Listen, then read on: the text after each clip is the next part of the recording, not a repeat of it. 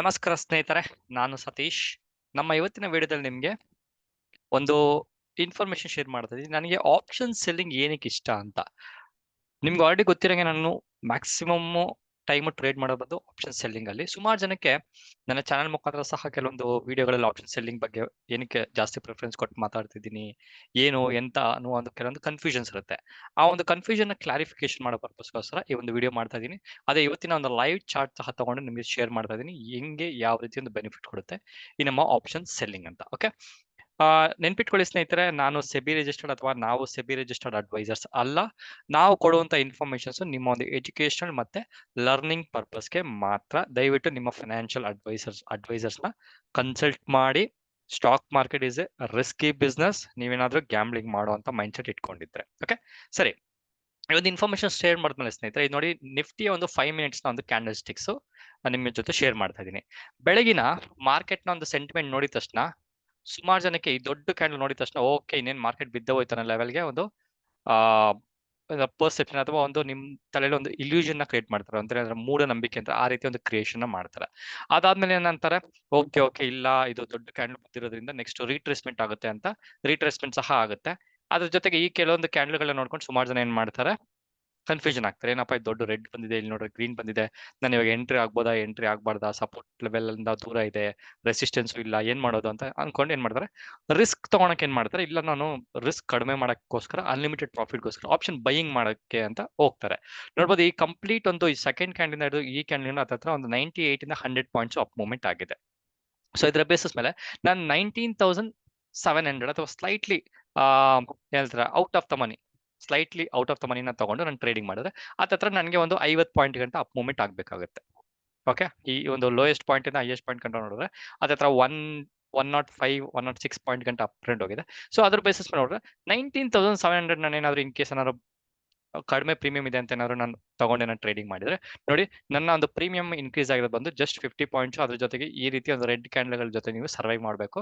ಅದು ದೊಡ್ಡ ಒಂದು ಭಯನ ಕ್ರಿಯೇಷನ್ ಮಾಡುತ್ತೆ, ಇದು ನೀವು ಆಪ್ಷನ್ ಬೈಯಿಂಗ್ ಮಾಡಿದ್ರೆ.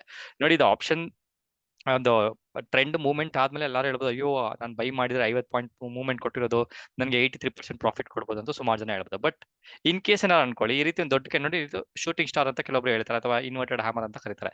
ಇನ್ ಕೇಸ್ ಇದು ಬಂದಿದ ತಕ್ಷಣ ಕೆಳಗಡೆ ಇದು ರೆಡ್ ಏನೋ ಬಂತು ಅಂದ್ರೆ ನಾವು ಸೆಲ್ ಮಾಡಬೇಕು ಅಂತ ಸುಮಾರು ಜನ ಅನ್ಕೋತಾರೆ. ಈ ಕ್ಯಾಂಡಲ್ ಆಲ್ಮೋಸ್ಟ್ ನೋಡ್ರಿ, ಈ ಪಾಯಿಂಟ್ ನ ಬ್ರೇಕ್ ಆಗಿ ರೆಡ್ ಸಹ ಬಂದಿತ್ತು. ಅದಾದ್ಮೇಲೆ ನೋಡಿದ್ರೆ complete back up trend continuation ಆಯ್ತು.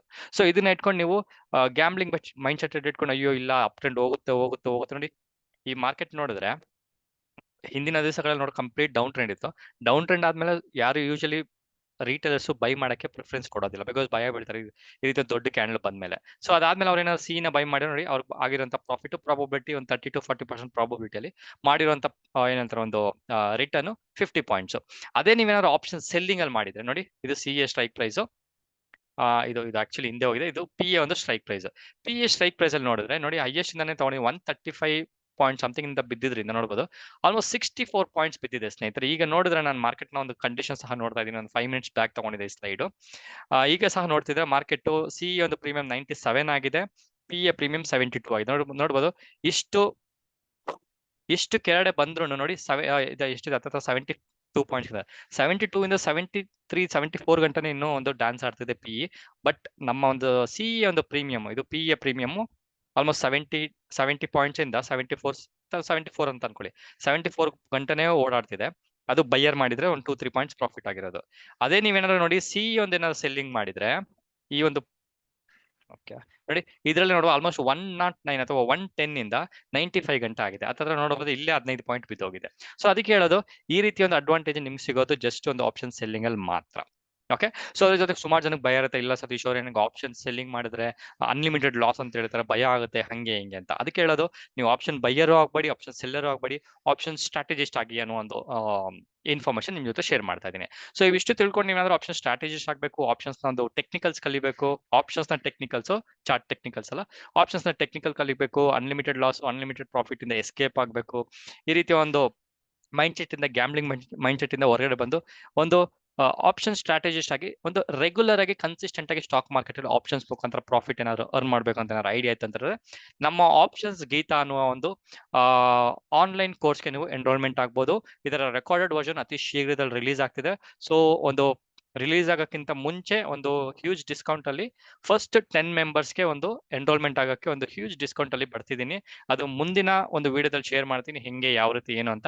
ಸೊ ನಿಮ್ಗೆ ಯಾರು ಇಂಟ್ರೆಸ್ಟ್ ಇತ್ತು ಅಂತ ಹೇಳಿದ್ರೆ ರೆಡಿಯಾಗಿ ಇನ್ಫಾರ್ಮೇಶನ್ ಬೇಕಿದ್ರೆ ವಾಟ್ಸ್ಆಪ್ ಮಾಡಿ ಅಂತ ಹೇಳ್ತಾ ಮತ್ತೊಂದು ವಿಡಿಯೋದಲ್ಲಿ ಮೀಟ್ ಮಾಡ್ತೀನಿ ಸ್ನೇಹಿತರೆ.